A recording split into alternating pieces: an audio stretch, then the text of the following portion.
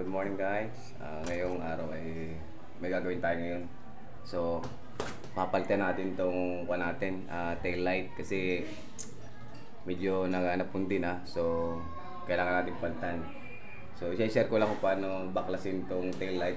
Ito nga pala motor na to ay Suzuki Smash 115. So,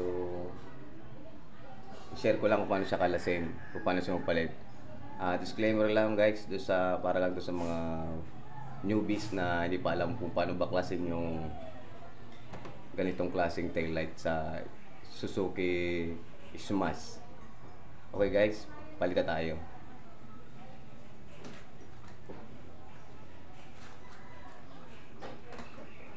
Ito nga pala guys, dito may dalawa ditong tornilyo, screw, kalasin lang natin. Ganito guys, so ang pihit guys, anti-clockwise ang pihit ng screw guys. So ito guys, nga pala ingatan nyo masira yung itong cover, kasi para hindi masira yung ating cover. Papangit kasi pag karon tayo guys. Kaya ito gawin natin, nilahin lang natin yan guys. Ganyan Ngayon pag hindi nyo kaya, sikwat-sikwatin nyo lang kaunti. Ito guys, luwagan nyo lang kaunti dito para lang magkaroon ng, kasi baka naiipit ng pairings. Kabila guys, dalawa to.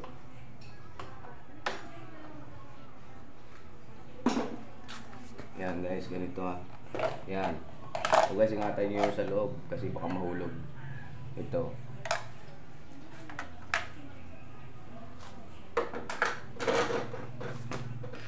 Ganito guys ang pingit nito. So, anti-clockwise lang. Then, ingatan nyo lang kasi baka mabasag ang bumbilya. Yan guys, ang pingit anti-clockwise lang. So, pag binalik, clockwise. So guys, palitan natin to. Ito guys, ito na yung bago. So, tingnan lang guys, may slot yan sa loob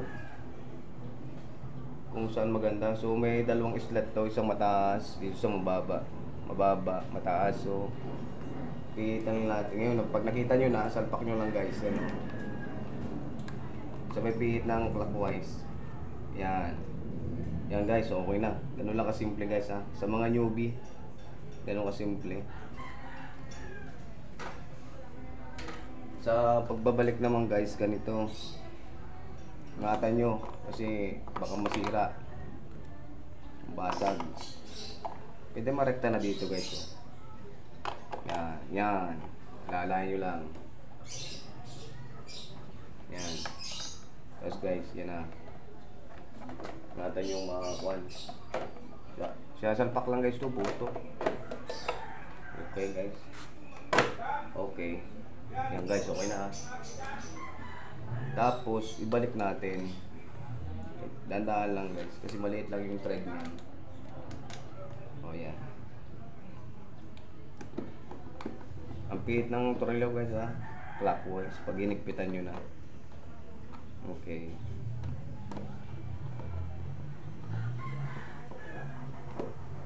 Yan guys.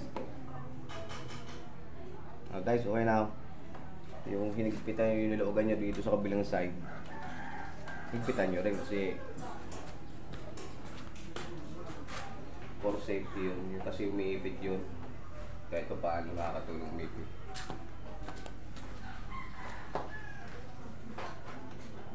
Yan.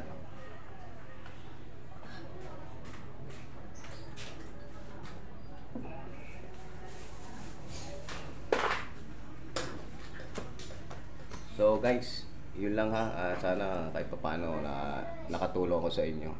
Ganun lang kasimple guys pagpapalit ng taillight sa Suzuki 115. Guys, huwag nyo kalimutan follow naman channel ko, New Trend TV sa YouTube.